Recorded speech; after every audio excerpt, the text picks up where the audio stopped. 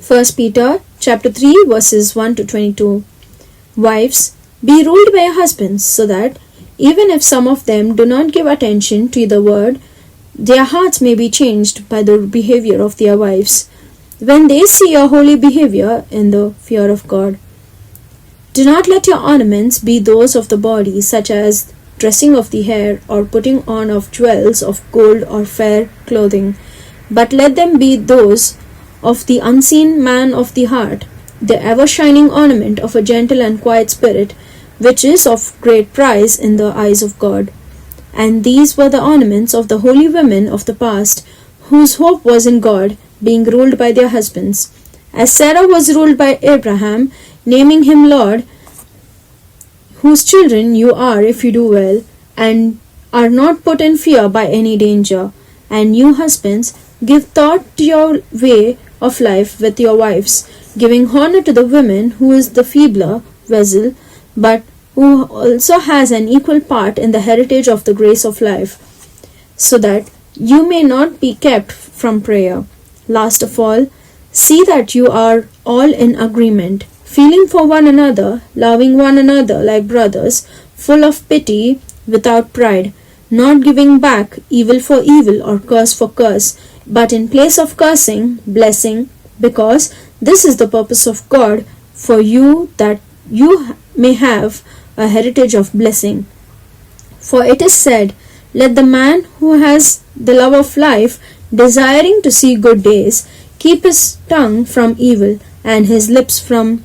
words of deceit, and let him be turned from evil and do good, searching for peace and going after it with all his heart. For the eyes of the Lord are on the upright, and his ears are open to their prayers. But the face of the Lord is against those who do evil. Who will do any damage if you keep your minds fixed on what is good? But you are happy if you undergo pain because of righteousness. Have no part in their fear, and do not be troubled, but give honor to Christ in your hearts as your Lord, and be ready at any time when you are questioned about the hope which is in you, to give an answer in the fear of the Lord and without pride, being conscious that you have done no wrong, so that those who say evil things about your good way of life as a Christian may be put to shame. Because if it is God's purpose for you to undergo pain, it is better to do so for well-doing than for evil-doing.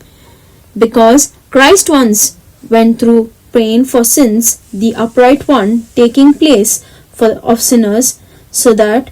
through him we might come back to God, being put to death in the flesh, but given spirit life in the spirit, by whom he went to the spirits in prison, preaching to those who in the days of Noah went against God's orders, but God in his mercy kept back the punishment while Noah got the ark ready, in which a small number, which is to say 8 persons, got salvation through water. And baptism, of which this is an image, now gives you salvation, not by washing clean the flesh, but by making you free from the sins of sin before God, through the coming again of Jesus Christ from the dead, who has gone into heaven and is at the right hand of God, angels and authorities and powers, having been put under his rule. This is the word of the Lord. Thanks be to God.